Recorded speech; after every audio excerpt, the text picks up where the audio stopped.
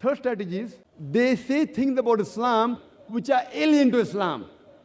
It does not exist in Islam. For example, many critics say that Islam is an unscientific religion. Just to give you one example, time will not permit me to give several examples. Since nowadays we are having a controversy on the famous Bangladeshi writer, Taslima Nasreen. She says that the Quran mentions that the sun revolves around the earth. And if we have to believe in such an outdated book, how can the Muslims advance?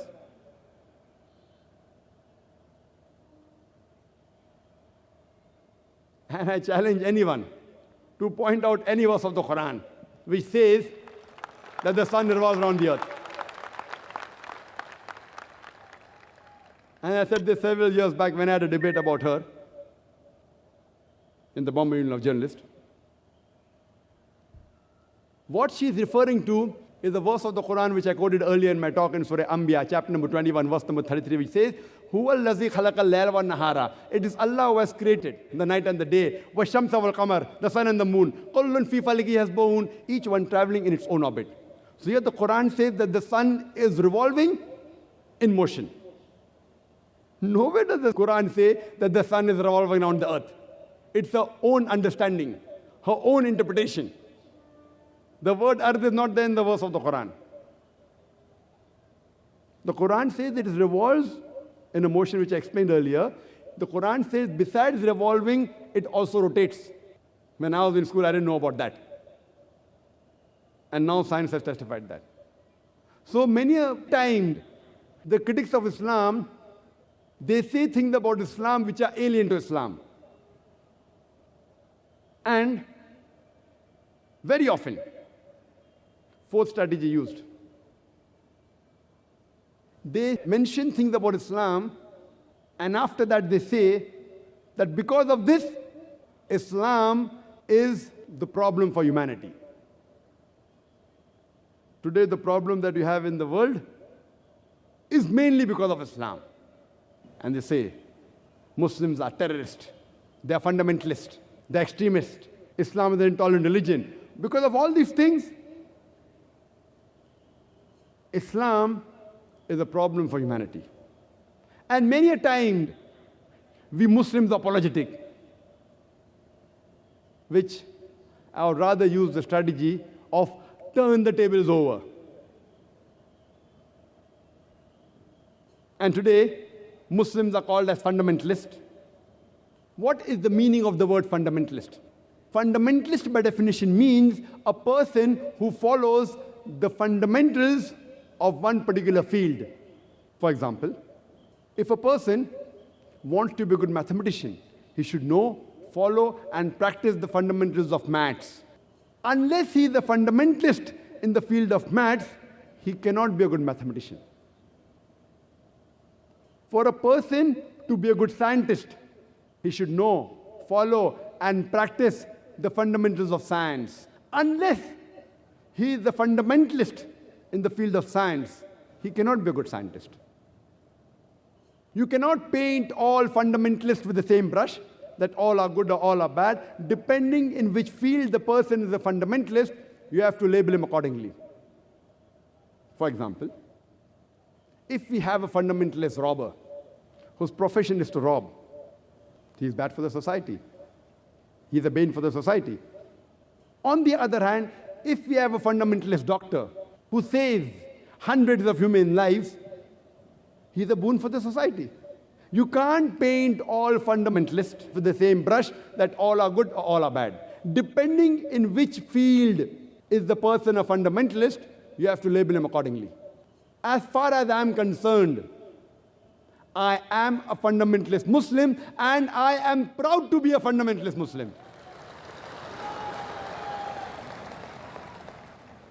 Because I know, I strive, and I follow the principles of Islam.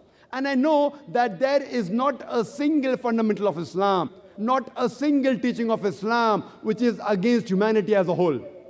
There may be a few teachings of Islam which some non-Muslims may feel are against humanity. But the moment you give the logical reasoning, the statistics behind the teaching, there is not a single human being who's unbiased, who can point out a single fundamental of Islam which is against humanity as a whole. And this word fundamentalism was first coined, according to the Webster Dictionary. It was used to describe the Protestant Christians in the early part of the 20th century in America. So this word first was used for the Americans, for the Protestant Christians, because they protested against the church. The church believed that the message of the Bible was from God.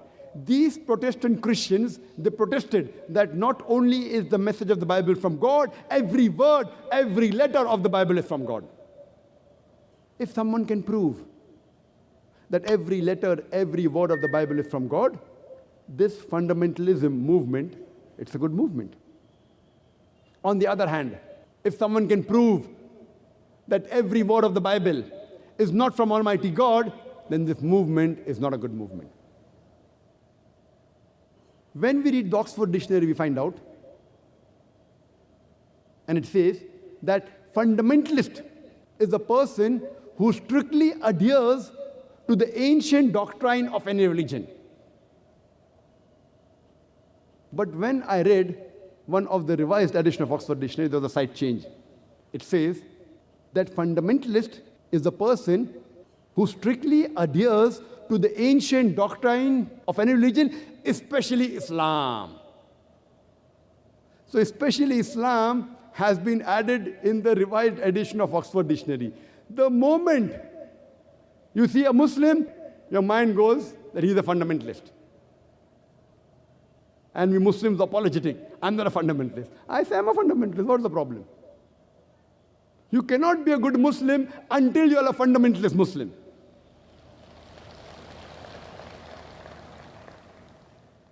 The media says, Muslims are extremists. I say, yes, I'm an extremist. I'm extremely kind, I'm extremely loving, I'm extremely merciful, I'm extremely honest, I'm extremely just. What's wrong in being extremely kind, extremely merciful, extremely loving, extremely just, extremely honest? You can't be partly honest. When it benefits you, you're honest. When it does not benefit you, you aren't honest. According to the Quran, you have to be extremely kind, extremely merciful. If you are a Muslim, you have to be an extremist Muslim. You have to be extremely kind. You have to be extremely honest. You have to be extremely just. I want a single human being to tell me what is wrong in being extremely honest. You have to be extremist in the right direction. We Muslims should not be apologetic. No, I'm a moderate Muslim. What is a moderate Muslim? You either follow Islam or don't follow Islam. Allah says in the Quran, "Udkhulu fis silmi kaffa." Enter into Islam wholeheartedly. Surah Baqarah chapter 2, verse number 208. You can't say I want to follow part of Islam. You have to be fully just. You have to be fully honest. Extremely honest. If every human being becomes the fundamentalist Muslim, following the fundamentals of Islam, the problems of humanity will be solved. If every human being is an extremist Muslim, extremely kind, extremely loving, extremely honest, extremely just, the problems of humanity will be solved. Today, Muslims are given the label that Muslims are terrorists. Many a time, two different labels are given to the same individual for the same activity. For example, 60 years back, 70 years back, there were many Indians who were fighting for the freedom of the country when the Britishers were ruling India. These Indians, by the British government, they were called as terrorists. But the same people, for the same activity, we common Indians, we call them as freedom fighters, as patriots. Same people, same activity, two different labels. If you agree with the view of the British government that they had a right to rule over India, then you have to call these Indians as terrorists. But if you agree with the view of the common Indians that the Britishers came to India to do business, they have no right to rule over us, then you'll call these people as freedom fighters, as patriots. Same people, same activity, two different labels. And we find several such examples in history. Several. We know during the American Revolution in 1775, when the Britishers, when they occupied America, there were many Americans who were fighting for the freedom. And number one terrorist, according to the British government, was George Washington. George Washington, by the British government, was called as number one terrorist in 1775. Later on, he becomes the President of America, USA. Imagine, terrorist number one becomes the President of USA. And he happens to be the godfather of all the presidents to come, including George Bush.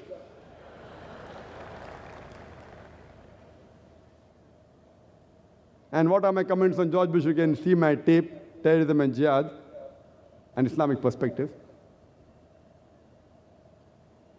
And we find several such examples.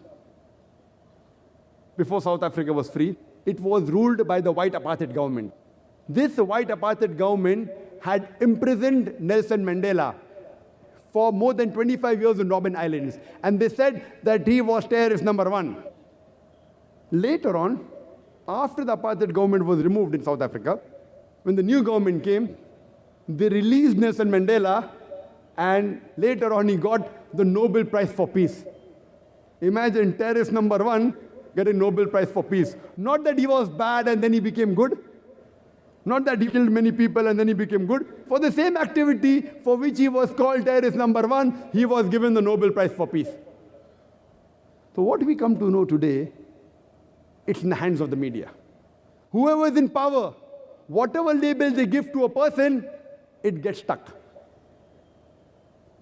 Whether it's the truth or not, that is secondary. Whoever is in power, who has control of the media, what they portray about a person, that label gets stuck to that person. Therefore, before giving a label, first you have to identify for what reason that person was striving, and then give the label.